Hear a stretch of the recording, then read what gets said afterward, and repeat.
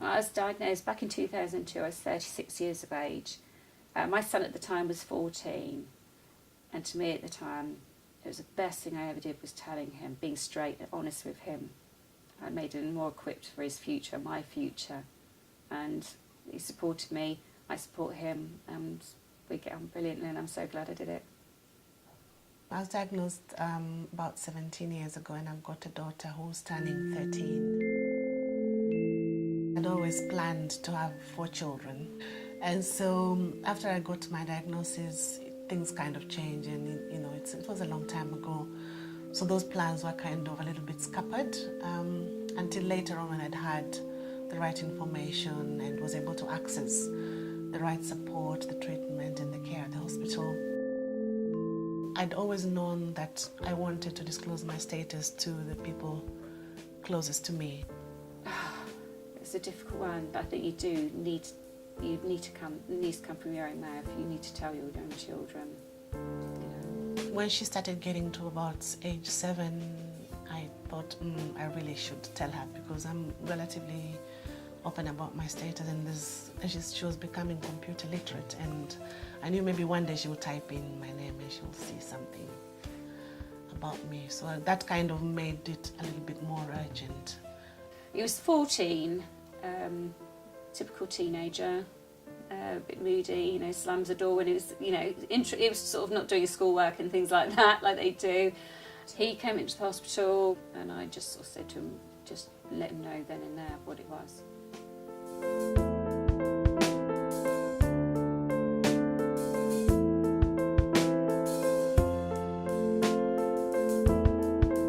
I had a friend who also had 2 children, and one day she rang me and said, I've just disclosed to them, they're 12 and 13. So I put the phone down and I just disclosed to my daughter. She didn't necessarily react badly. She was very upset. He was just very, very quiet, and like most teenagers, they do sort of tend to go off to their room a lot anyway. So he just sort of acknowledged it from me, and probably very upset, but didn't show he was upset.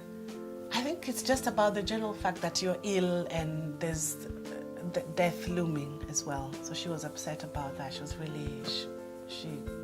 quite ill, and I said, but I take medication, and hopefully this will keep me well for a long time. So it's a worry for them, because especially like for me and my daughter, I'm a single mom, so I'm the only person who takes care of her, and I think it's just about knowing that the one person who's close to you, the one person who looks after you, the one person that they're ill, and that's not easy for them to deal with.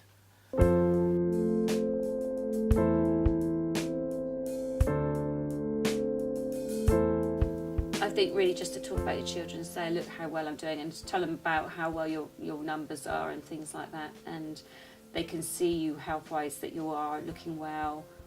I think just support them and just sort of reassure them that you're going to be here probably moaning and nagging them for the next 20 years. Do you know what I mean?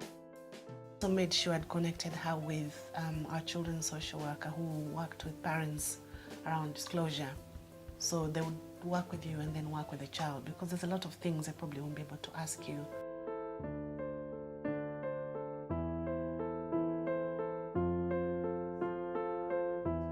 I think it's just saying to them, this is what it is, these are what some of the issues related to it, this is how we deal with it. And apart from that, we just carry on, and so you don't make it into a huge, big thing. And I think they take it a lot better. They're very, very resilient young people. It was good to tell him, and I'm sure he appreciated I did tell him, and I was up and honest about it. Many, many families, although they're scared to disclose to their nearest and dearest, when they do it, they find that they get more support than they expected.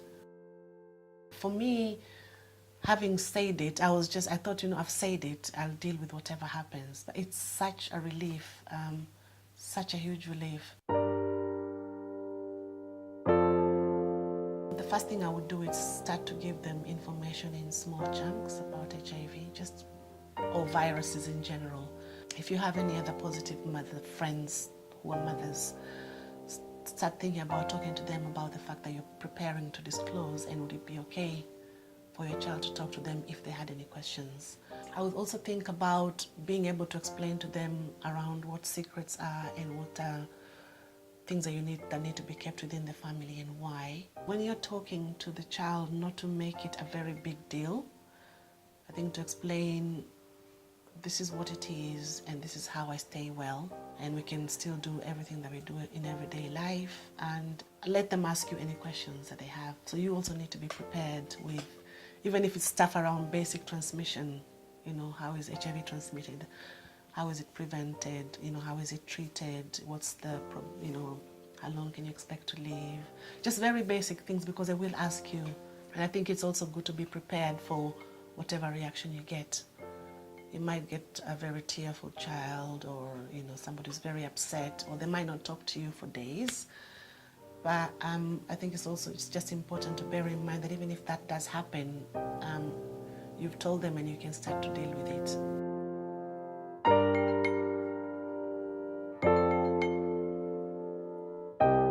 It's got easier as time's gone on. We get on so well now. He's very supportive now. I'm so glad I told him when I did. You have to be the one to tell them. I don't know how much firmer I can say on the matter. I think you have to tell them, and just give them a good positive role model. Just show them that you're going to be here and you're going to be fighting and you're going to take your meds and you're going to do everything that you need to do to just keep being fit and well. It might be daunting and you might be scared, but it's something that you can work with. A lot of us have done it, and believe me, it is a much better place for me to know that my daughter is aware.